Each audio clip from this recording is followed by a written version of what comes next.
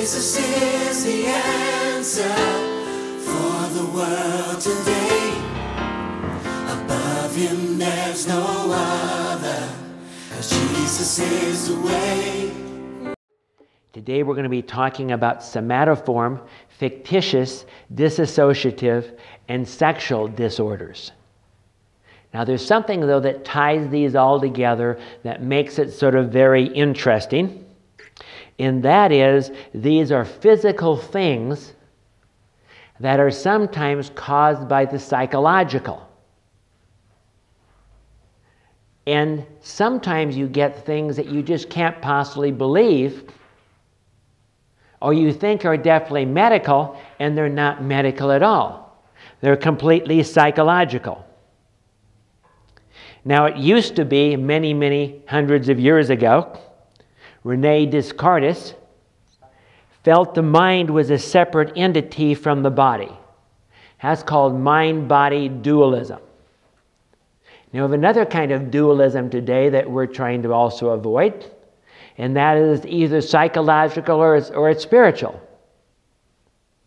The truth is they're all so integrated together that you can't separate them, and they all affect each other in some ways. And the term we use for that is psychogenic. Psychogenic means that the genesis or the reason this is going on is psychological. So what's that going to tell us? That the physical is probably not going to be as involved here, but the symptoms are going to be physical. And we're going to talk about different areas here. Just want to get you the terms down a little bit. The first we're going to be talking about is somatoform disorders. And in somatoform disorders, the person doesn't have a control over what is going on. Then we'll be talking about fictitious disorders, and here the person does have a control over what is going on. Dissociative disorders, where they have sort of no longer are mentally in control, they sort of just forget, drop out. And then finally sexual disorders, which are physical, but they can be caused by psychological problems. So the first is somatoform disorders. Multiple unexplained symptoms. If you look in history, probably the most famous of these is what's called a hysterical disorder. Because Freud got all involved in hysterical disorders with a bunch of women, and he actually derived a lot of his ideas about psychology from working with particular problems like this, and that's why a lot of his stuff has sexual causes and other stuff involved in it. It is an actual loss or alteration of physical functioning. That's a somatoform disorder. Now listen to this. Now, this is crazy. It's hard to believe this could even exist. It has to have pain at least 4 sites, 2 gastrointestinal problems, and 1 sexual problem, and 1 pseudoneurological problem like double vision, paralysis, or difficulty breathing. Could you believe a person having all of those things? Well, you can't have a somatoform disorder unless you have all of those things happening at once. They describe the symptoms in dramatic or exaggerated terms. I think that's probably why they called it hysterical in the olden days, because we don't have hysterical disorders anymore. It would fall under somatoform. They feel anxious and depressed. This is up to 2% of women. It runs in families. 10 to 20% of close relatives. It lasts longer than what we're going to call a conversion disorder at years. It rarely disappears without psychological treatment. And here's another interesting thing. The primary treatment has been hypnosis. That for some reason they can treat somatoform disorders with hypnosis, and they can create somatoform disorders with hypnosis. So it has to do with something about suggestibility, doesn't it? And control. Now, if you don't have all of those things, you can have what's called a conversion disorder. Isolated symptoms with no physical cause, like paralysis, seizures, blindness, loss of feeling, loss of speech, dizziness, all of those things. I'll give you some examples. Had a man that I had counseled some, and he could be at church and sit down and not move for hours. All of a sudden he sent with a click, he would come back to himself, he'd get up and walk off. Now, what do you think the problem is with this stuff? Initially, you're going to think, what's the problem? There's something physically wrong with this person, right? But how are we going to tell if there's something physically wrong with them or if this is a psychological disorder? That's why these become very, very interesting. How will you get these people in counseling?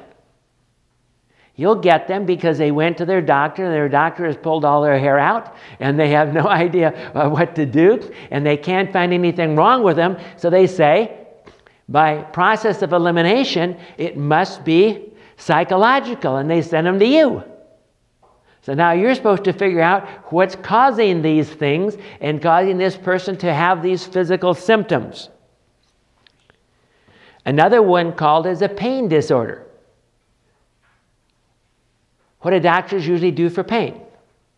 Either give them medicine, or they even now do things even in the brain for deep pain where they try and shut off certain nerves and other stuff like that. But what if whatever they do doesn't work?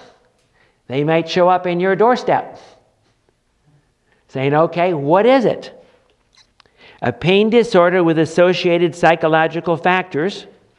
You can have it with both psychological and medical condition.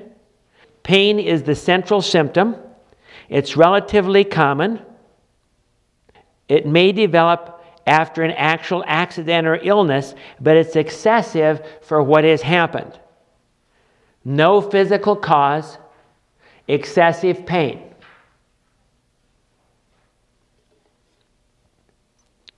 Then we have preoccupational somatoform disorders. The first is hypochondria. Have you ever heard of that? What is that? A person feels they're having all of these different things wrong with them, and they go to the doctor over and over and over and over. And what does the doctor think? They're just coming to get attention, right? But what if they have a real somatoform disorder and they have all those pains and they feel that way? Is it going to affect them? Tremendously, right? Here's another interesting one. Body dysmorphic disorder. They fear they're defective in a physical appearance in some way. Wrinkles, spots, shapes of the face, hair, nose, jaw, eyebrows, odors. They can even become housebound because they're afraid of going out and being rejected. They may even get to be suicidal. They can't be persuaded, but sometimes realize that their response is excessive. Usually classical conditioning or overinterpretation of body signs. So how do we figure these things out? And this is the hard part. Ruling everything else out. Because you're always wondering, could have been their thyroid? Could have it been their something else and the doctors just didn't catch it? Or they just didn't pick it up? Or it's some interestingly weird disease or something that no one has ever seen before? Like there was just something on TV the other night of some new disease that the doctors just wouldn't accept, period. But this lady got, and she happened to be a neurochemist, and put an electron microscope, and there are fibers that somehow develop and come out of the body, and the wounds won't heal, and it destroys them eventually. Her husband died of it. It may even be that you can catch it from other people. and they have no clue what it is. But that's the kind of things we're dealing with. And there are a bunch of other ones that are really questionable that come under this. But here are some of the clues that this has to be true. You say, well, how do we know they just weren't all physical? Here are some of the clues that you're dealing with a somatoform disorder. As an example, they do not agree with the nerve distribution or the way the nerves work, like glove, anesthesia. That means that part of the hand just can't feel. But see, if part of the hand couldn't feel for physical reasons, it would have to be certain nerves not working, right? It can't be half the nerve working and half the nerve not working. So therefore, they can tell this can't be physical. And it's because it's uniformly distributed, unlike carpal tunnel syndrome or other things like that. They don't lead to the same physical consequences as a medical problem. Like if you really had paralysis of one of your sides, what would happen to your muscles?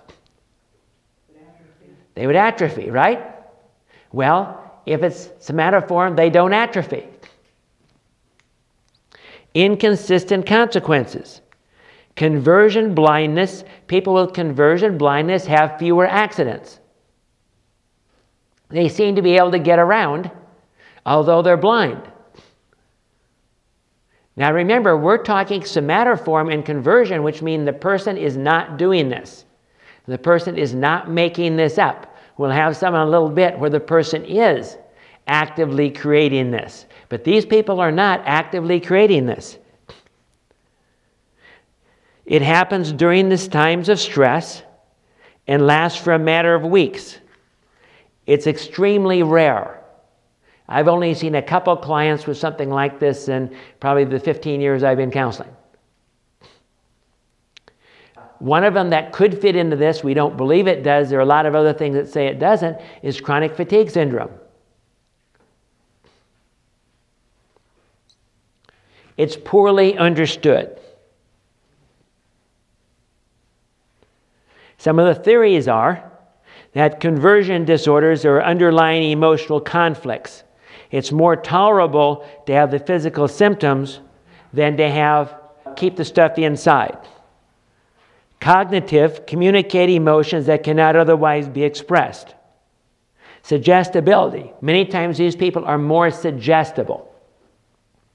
Like one client I had that had panic attacks, and she was in a doctor's office and talked to another lady who had panic attacks, and when she had panic attacks, she would be paralyzed on one side.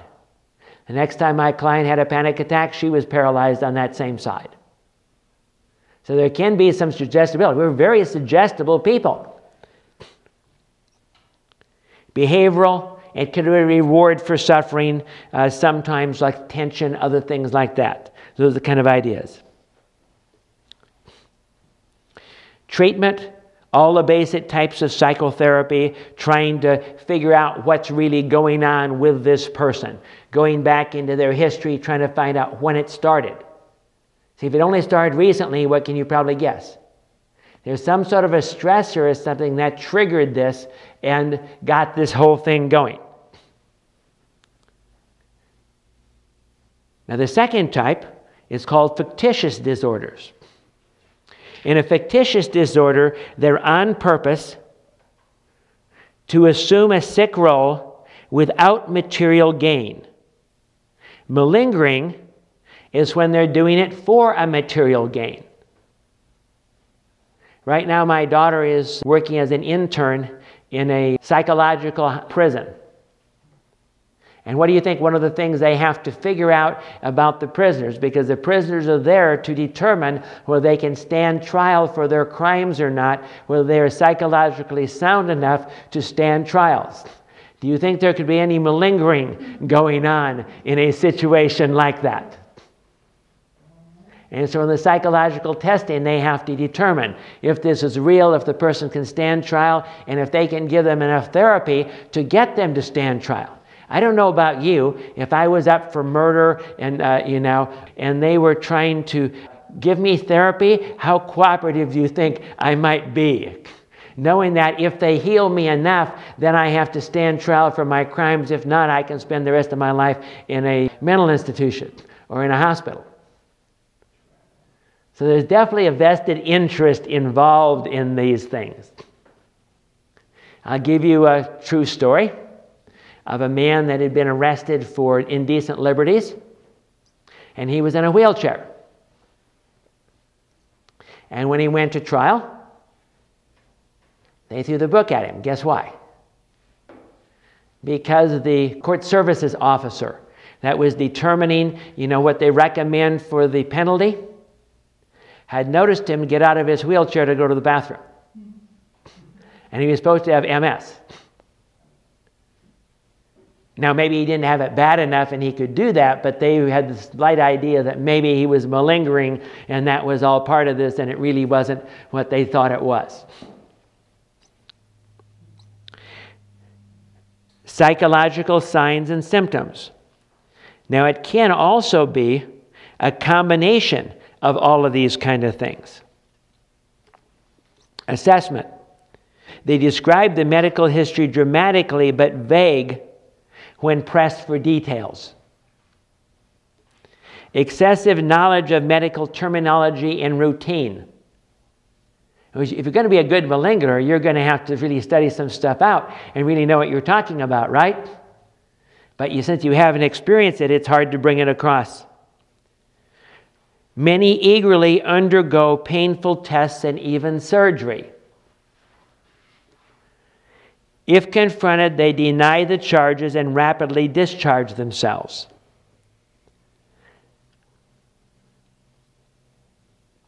There's a thing called Munchausen syndrome. That's the chronic form of this. You can even have it by proxy,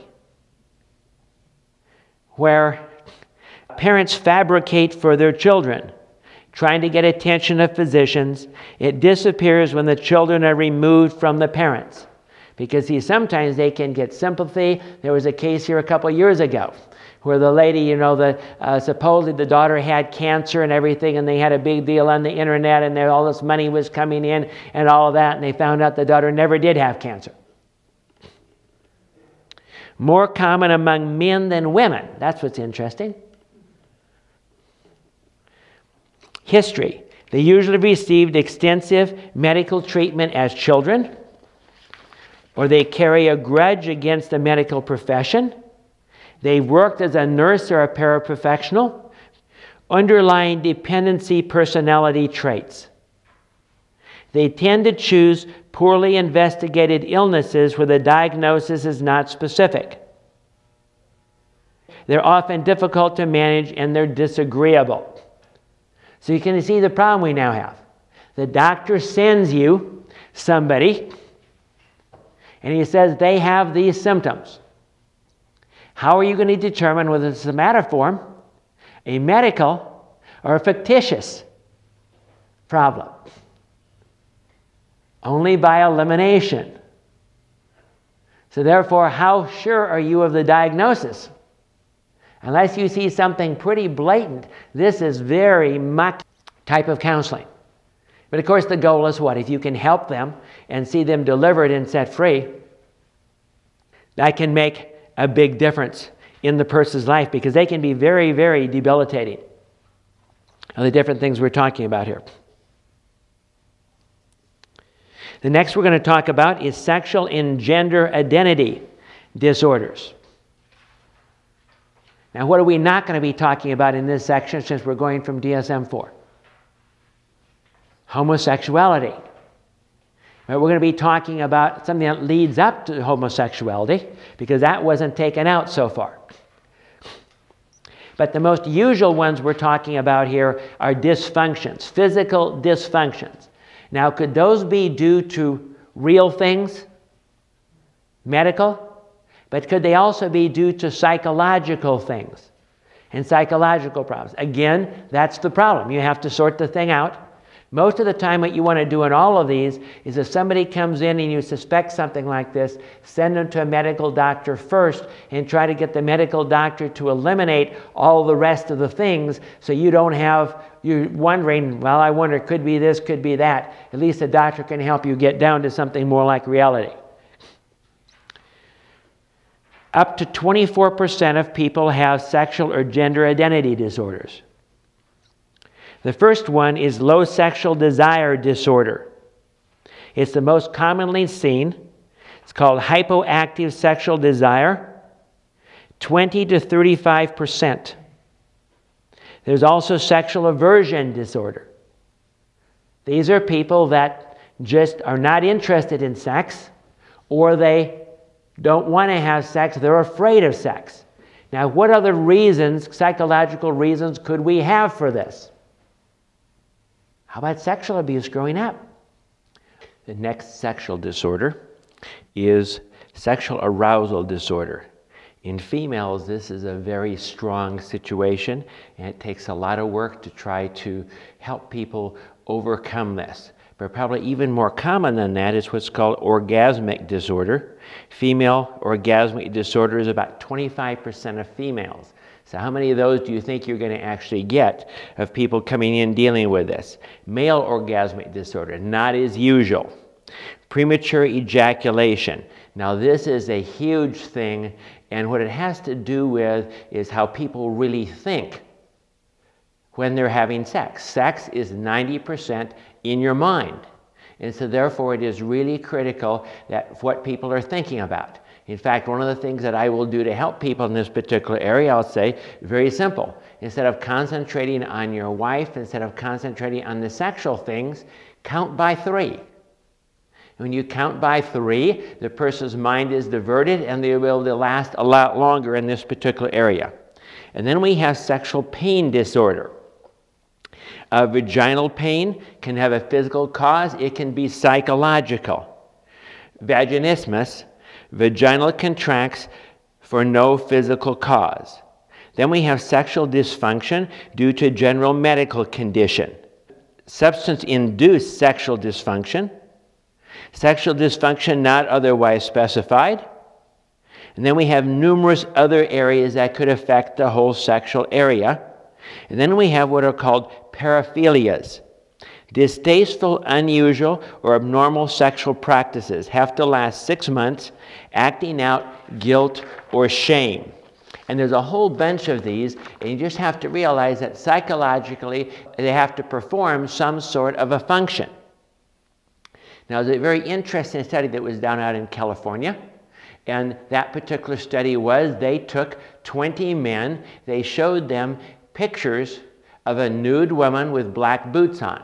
They had them masturbate to that picture, and then after a while they took the woman out of the picture and only showed them the black boots. Now all 20 men were turned on to black boots. That's how programmable we are in this whole area of sex. So we have exhibitionism, exposure to strangers who not expect it. It's the thrill, it's the seek, it's the chance of getting caught. It kicks off adrenaline in the person. Fetishism, sexual urges associated with objects or conditioning. We actually had a person in our sexual addiction group at one point that was really turned on to women's panties. He wasn't interested in the women, only interested in the women's panties. Voyeurism, rubbing against persons without consent or fondling. Pedophilia, sexual activity with children. Very powerful, very difficult, the basis of a lot of problems in sexual abuse, especially what we call a fixated pedophilia. And that means that they had some sort of damage sometimes in their life earlier, and they're sort of fixated at that particular time. Those are the ages of the kids that they want to have sex with. Talk about that a lot in another course that we have in anger management, domestic violence, and abuse. Sexual masochism, sexual desires related to being injured, bound, or humiliated, can begin in childhood. Sexual sadism, sexual urges related to inflicting suffering or humiliation on someone. They want to have total control. Possibly this was BTK, where he ended up killing people so he could feel that he was in control. He also would masturbate to the death of these people. Pain gives a sense of power. So do you see, in every one of these things, there's a real function. Somehow it's medicating the person's emotions, somehow it's making the person feel better in the short run, but of course these can all become addictive. Transvestic fetishism, homosexual man who wants to cross-dress, voyeurism, viewing some unexpected person disrobing, naked, or engaged in sexual activity. Now, why would someone want to do that? What's at the core of that? Usually they want to get a sexual turn on, but they don't want to take the chance of being rejected. Paraphilia, not otherwise specified. This can be everything from sex with dead people, animals, feces, urine, enemas, obscene phone calls. Now, obscene phone calls would be the most usual one that we see. Then we have gender identity disorder, and this is what leads up to being a homosexual. So it's a lot of struggle. It's still in DSM-4, where homosexuality is not in DSM-4. But these particular people may want to be the opposite sex so much that they even want surgery. We also have gender identity disorder and not otherwise specified. Now, if you had to try and do something with homosexuality and give some sort of a diagnosis, that might be a good one to use. Ambiguous sex assignment, intersex condition, bisexual, those kind of things possibly could fall into this particular one. And then sexual disorder not otherwise specified. That's another one that you can use sometimes for somebody who has a sexual addiction. The next area we want to look at here is dissociative disorders. First, we have dissociative amnesia. Cannot remember personal information. A person can just totally lose it and something happens to them, possibly trauma or other things, and they can't remember anything. Dissociative fugue. Travels and cannot remember the past. There was a case here about 5 years ago or so that a pastor just disappeared from his family and church. And no one knew where he went, no one knew anything.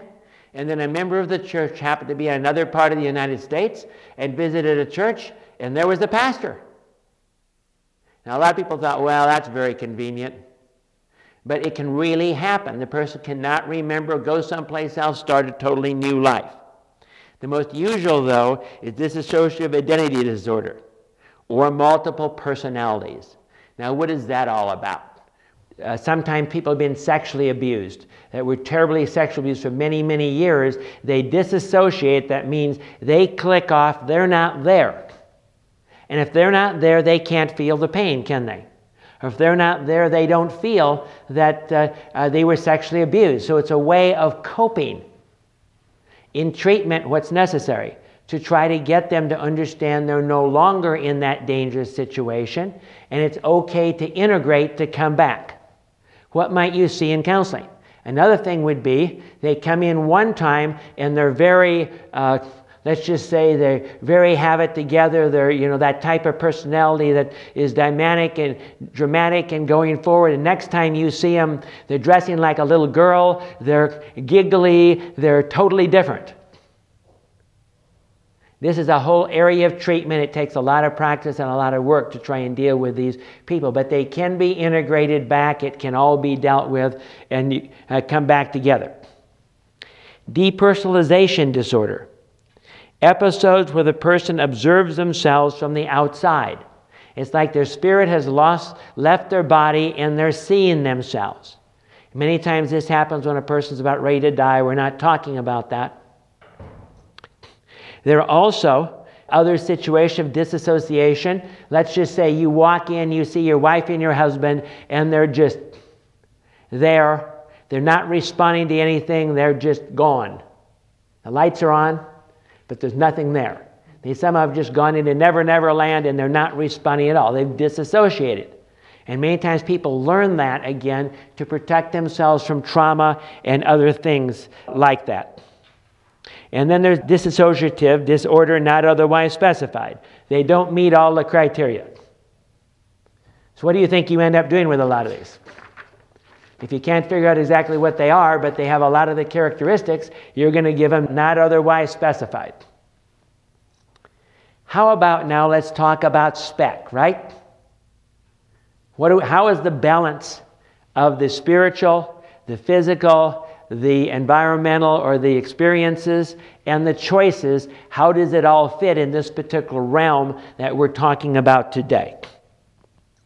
Well, in the first one, is it possible for spirits to cause people to be deaf and dumb, or maybe even paralyzed? Remember the time of Jesus. Let's look at Matthew 9:33. And when the devil was cast out, the dumb spake, and the multitudes marveled, saying, We have never so seen in Israel. In Matthew 12:22. Then was brought unto him one possessed with a devil, blind and dumb, and he healed them, inasmuch that the blind and the dumb spake and saw. So it could possibly be either. We don't know. See, is it that the psychological has given the devil an opening here? And it's actually spirits that are causing the conversion, the somatoform disorders, and those kind of things? Just something to think about. We have no way of knowing that, but it could have a major spiritual factor in some of these areas of the stuff that's going on.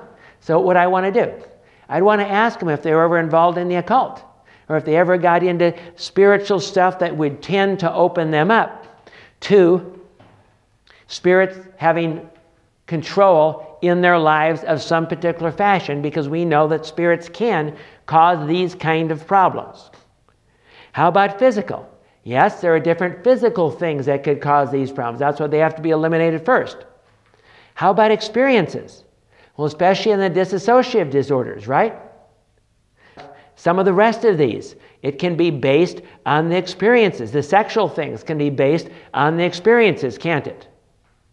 And so can the somatoform disorders. They can have that experience. They can be suggestible. They saw it, and somehow it then psychologically gets turned on them. How about choices? Well, a lot of these things are choices that people make. And therefore, the lies that they believe of why they made those choices can have an effect. So again, it's all of them, and you're the one who's going to have to sort them out, aren't you? So the idea here is you gather all the pieces, you ask all the questions, you realize all the possibilities, and you eliminate things until you get it down to a smaller and smaller set of possibilities until you finally home in on something, and the only way to know that you've actually been effective in your treatment is it works. Right? Let's pray. Lord, we thank you that you are the chief counselor and we're just your assistants. Lord, and that you can quicken to us by the Spirit the directions to look and the things to do and what you want to have done to help these people. And we'll give you all the glory and the honor in Jesus' name. Jesus is the answer for the world today. Above him there's no other, 'cause Jesus is the way. Jesus is the answer.